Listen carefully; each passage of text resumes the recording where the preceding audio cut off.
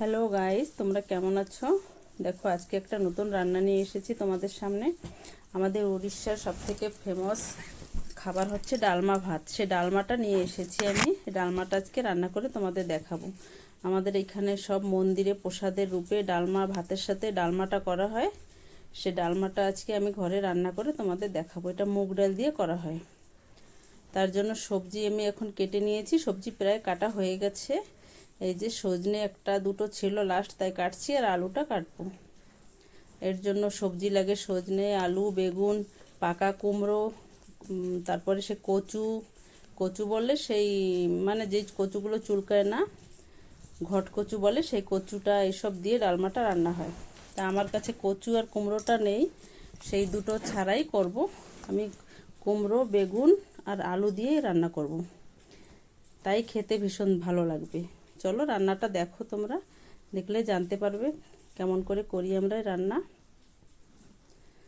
যে সবজি সব কাটা হয়ে গেছে, শেষে যে আলুটা কাটছি, তো ঘরে অল্প করব, তার জন্য অল্প অল্প সবজি দিলাম। এই যে সবজিটা কাটা হয়ে গেছে। এদিকে ডাল কুকারে ভেজে সিদ্ধ করতে রেখে এসেছি।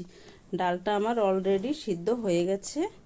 এই যে ডালটা সিদ্ধ হয়ে গেছে। ডালের ভিতরে এখন জল দিয়ে এক সাইডে জাল হতে থাকবে, আর এক সাইডে আমি সবজিটা রেডি করে নেব। কড়াইতে সরষের তেল দিয়ে দিলাম।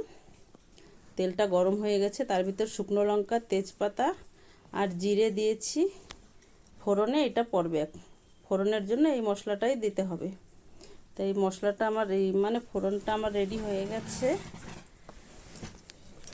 তার ভিতরে দিয়ে দিলাম কয়েকটা কাঁচা লঙ্কা আর আলু। যে আলুটা আমি ডালমাতে দেবো, সে আলুটা এখন আমি সুন্দর করে লাল লাল করে ভেজে নেব। আলুটা না ভেজে করলেও হবে, আমার টাইম ছিল না, লেট হয়ে গেছে, যার জন্য আলুটা ভেজে দিচ্ছি, যাতে আলুটা সিদ্ধ হয়ে যায় ভাজা হতে হতে। আলুটাই যে লাল লাল করে ভেজে নিয়েছি। এখন এই আলুটার ভাজার ভিতরে বাকি সবজিগুলো দিয়ে দেবো। সজনে আর কুমড়োটা এই যে এখন এর ভিতরে দিয়ে দিলাম। আর টমেটো কেটে রেখেছি, টমেটো দিতেই হবে, টমেটো দিলেই ভালো লাগবে খেতে। আর লবণ দিলাম, হলুদ গুঁড়ো। এটা দিয়ে এখন সবজিটা আমি ভেজে নেব সুন্দর করে। তরকারিতে যেরকম কষানো হয় ওরকমই কষানো হবে সবজিটা। এখন আমি একটু সময় ঢেকে রাখবো। একটু লঙ্কার গুঁড়ো দিলাম, লঙ্কার গুঁড়ো দিলে একটু ঝাল ঝাল লাগবে, ভালো লাগবে খেতে।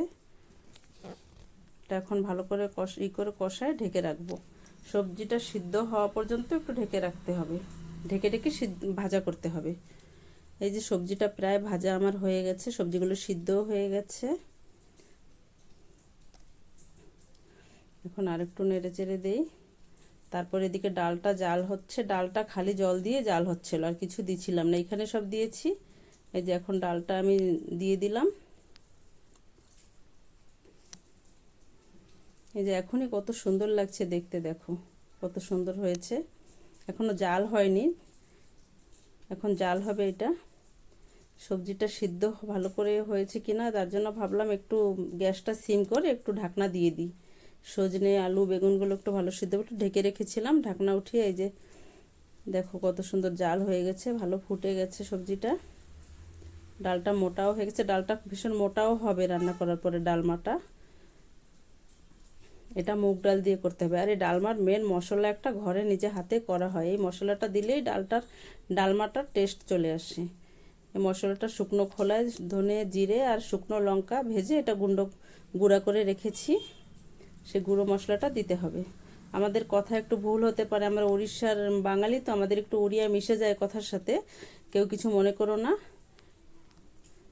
ঠিক আছে, যে ডালটা হয়ে গেছে, ডালমাটা হয়ে গেছে। এখন ডালমাটা আমি নামিয়ে রাখবো।